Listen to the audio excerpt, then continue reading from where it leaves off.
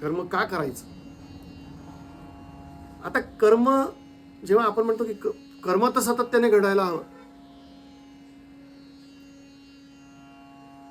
दुसरा नियम आहे, पहिला नियम आहे निस्वार्थ वृत्तीने केलेलं कर्म. दुसरा नियम आहे आपण करत असलेल्या कर्माला आसक्त न होणं. जेव्हा तुम्ही कर्म करत असताना आसक्त होता किंवा त्यात हे कर्म मी करतो आहे, मग लोकांनी ते ॲप्रिशिएट करावं,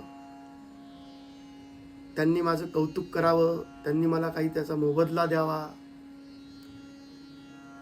किंवा माझ्यामुळे हे सर्व घडतंय, अशी जर वृत्ती आली तर त्याचा तुम्हाला त्रास होतो. की जर लोकांनी त्याची दखल घेतली नाही तर तुम्ही तक्रार करता, मी एवढी वर्ष कार्य केलं, माझ्या पदरात काहीही मिळालं नाही, किंवा माझ्यामुळे हे मोठं कार्य उभं राहिलं.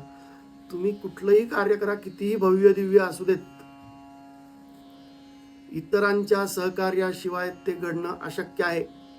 तुम्ही एकटे काही करू शकत नाही. मग ते कुटुंब असो, समाज असो, एखादी कंपनी असो ज्याच्यासाठी तुम्ही काम करत आहात, एखादं संशोधन असो. समजा एखादा म्हटला की नाही याचा शोध मी लावला, एखाद्या गोष्टीचा शोध मी लावला, किंवा हे गॅझेट मी तयार केलं, ते एकट्याने तयार केलेलं नसतं. त्यासाठी अनेक प्रकारच्या टेक्नॉलॉजीज उपलब्ध होत्या, ज्याच्यावर संशोधन आधीच झालेलं होतं. तेव्हा तुम्ही ते नवं गॅझेट तयार करू शकलात. तर इतरांच्या मदतीशिवाय तुम्ही काही करू शकत नाही. त्या कर्तृत्व भावना न ठेवणे हा दुसरा कर्मयोगाचा दुसरा नियम आहे. कर्तृत्व भावना न ठेवणे.